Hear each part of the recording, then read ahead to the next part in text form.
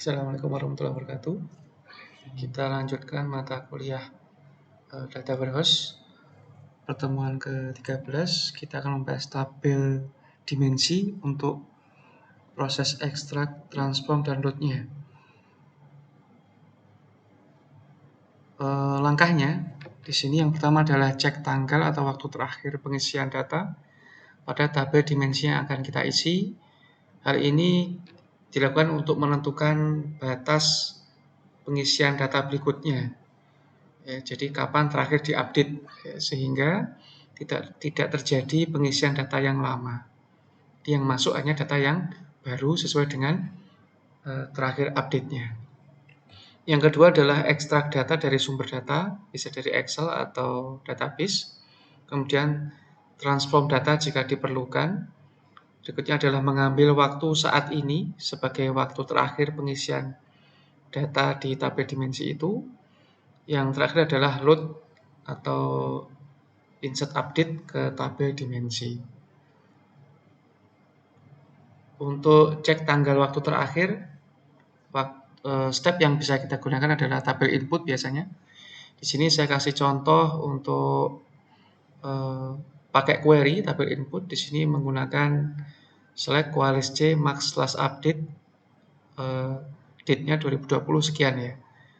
Max slash update from dim product.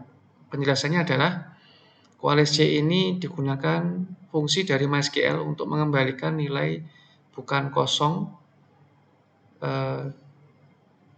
di pertama ya, maksudnya adalah mengembalikan nilai bukan kosong pertama dalam daftar ya. Misalkan di sini ada dari query tersebut ada dua parameter atau dua variabel. Yang pertama adalah max slash update, kemudian adalah 2020 sekian. Jadi dari dua ini mana yang nol itu akan dilewati. Ya, yang ditampilkan adalah yang ada isinya ya. Tentunya dari pernyataan ini, jika last update-nya itu masih kosong di tabel dimensi itu, maka yang tampil adalah yang variabel yang kedua ini. Ya, ini. Jadi jika last update-nya itu ada isinya, berarti yang tampil adalah yang last update.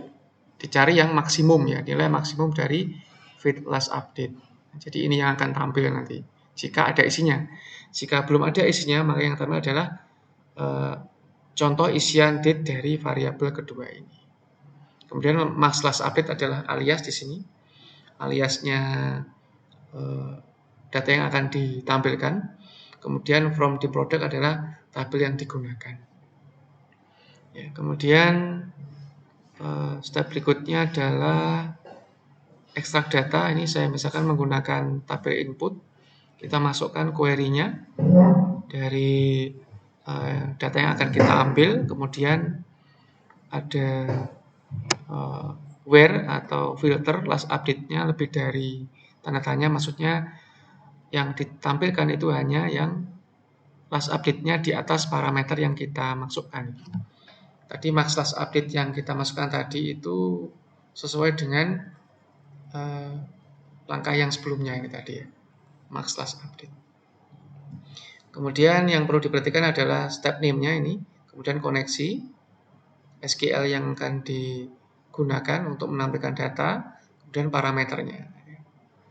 Atau jika tidak menggunakan tabel input, Anda bisa menggunakan step yang lain ya, misalkan Excel atau yang lain.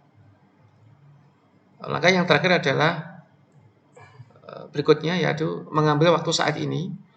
Di sini menggunakan stepnya get system info. Ini ya. Properti yang perlu diperhatikan adalah step name-nya, field name. Ini field name-nya. Variabel ya, jangan ada spasi. Kemudian tipenya, tipe field-nya ya ini adalah system date. Yang ini nanti akan menampilkan waktu di saat waktu diklik ya. Waktu dari sistem, dari mesin yang digunakan. Kemudian yang terakhir adalah load-nya. Load-nya ini adalah insert update. Ini step-nya adalah ini tadi saya lupa ganti ya. Ini harusnya insert update ya ini. Ini harusnya insert update. Saya edit dulu ya, insert update. Kemudian Ini adalah contoh formnya atau contoh tampilan propertinya. Yang perlu diperhatikan adalah koneksinya, koneksi, kemudian bentar ini saya edit dulu, belum saya ganti tadi, step name, koneksi, kemudian target tabel,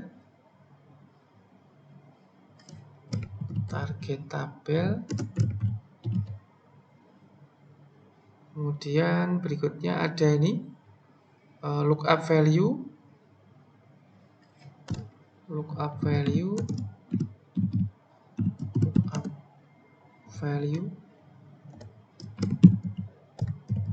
dan update field ya. Jadi lookup value itu seperti join-nya, on pada join ya. Ini product code itu yang sebelah kiri ini adalah tabel tujuan. Jadi di produknya, kalau yang sebelah kanan ini adalah aliran data. Komparatornya sama dengan, berarti ini sebagai acuan. Kemudian yang diupdate adalah yang sebelah kiri diisi dengan sebelah yang kanan ini. Ya, update-nya di yes semua. Kemudian perhatikan ya, yang sebelah kiri adalah tabel tujuan yang mau diupdate.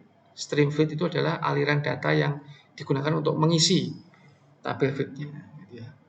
Itu